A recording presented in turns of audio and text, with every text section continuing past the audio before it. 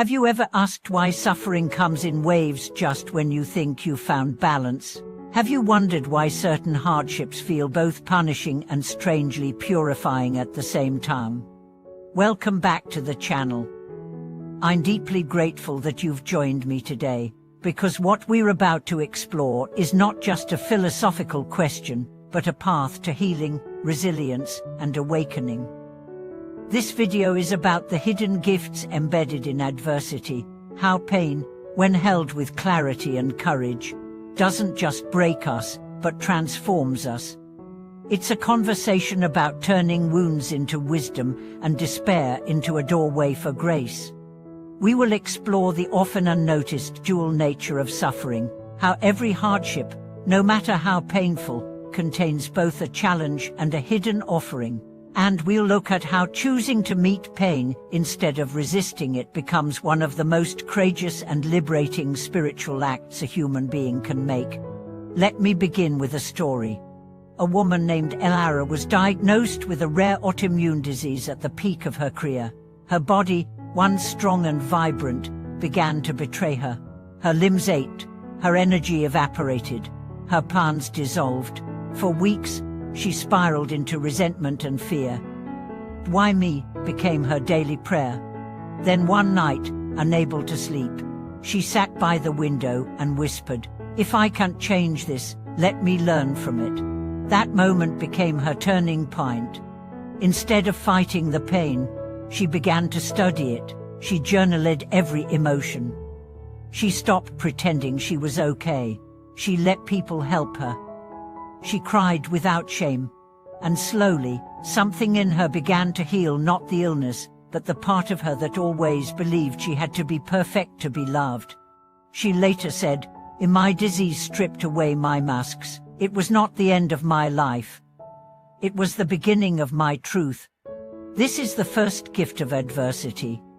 It makes you honest. Pain forces you to drop the performance.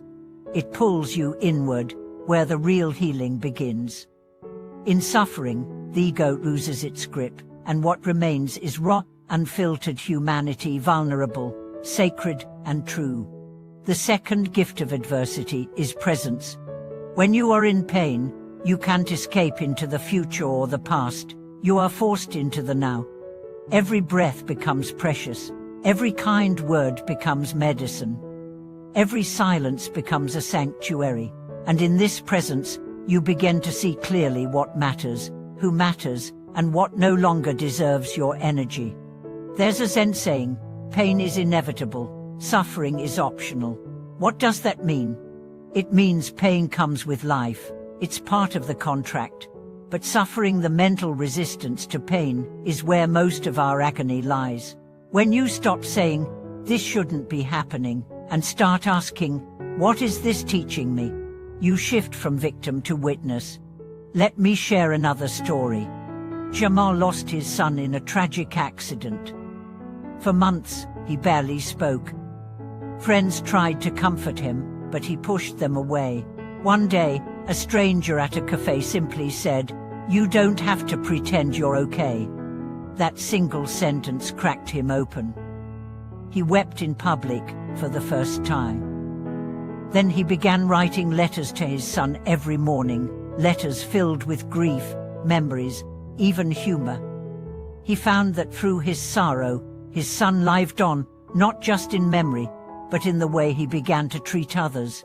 He started a foundation in his son's name, helped other grieving parents, became a speaker on emotional resilience. Jamal said, "Pain didn't destroy me. It carved out the space where my deepest love now lives." That is the third gift, expansion. Adversity stretches you. It makes you deeper, more tender, more real. Before loss, you might have been kind. After loss, you become compassion itself. You no longer pity others, you understand them. And that understanding becomes your greatest gift to the world. Let's also talk about the spiritual paradox of suffering, how the darkest night often reveals the clearest stars. When everything is stripped away, the only thing that remains is what cannot be taken, or essence. In the ashes of what was, you find the sacredness of simply being. One woman described her experience with bankruptcy like this: "I lost my money, my home, my reputation. But I gained a soul I'd never met before." That's not poetic exaggeration. That's the voice of someone who's walked through the fire and found peace on the other side, not because the pain ended, but because she stopped resisting it. Now, this doesn't mean we romanticize pain. Some wounds are brutal, some losses unfair. But acknowledging the pain does not diminish its horror, it honors it. And in that honoring, we begin to find strength we never knew we had. There is a concept in Tibetan Buddhism called tungkal. It means to breathe in the suffering of others and breathe out relief. At first, it sounds absurd. Who wants to breathe in pain? But the practice reveals something astonishing. The more you willingly hold pain, not just your own, but that of others, the more it transforms into compassion. You become a vessel, not for more pain, but for transmutation. You stop asking, "How do I escape this?" and start asking, "How can I serve from this?" One man who spent years in prison told me that the greatest moment of his life came not when he was released, but when he forgave the person who betrayed him. "I wasn't free until I let go," he said. "Pain held me, but forgiveness set me free." Let's bring this closer to you now. What is the pain you're carrying? What's the story that haunts you, the memory that repeats, the fear that shapes your choices? Sit with it, not to relive it, but to ask it. What are you here to teach me? What can I learn if I stop resisting and start listening? Pain has no agenda except awakening. It doesn't care about your titles, your goals, your status. It wants your truth. And when you meet it with open hands, it becomes your teacher. Sometimes, pain strips away what was never truly yours. Sometimes, it reveals what you've been avoiding. And sometimes, it shows you that you are far stronger, far more loving, far more infinite than you ever imagined. That is the ultimate gift of adversity.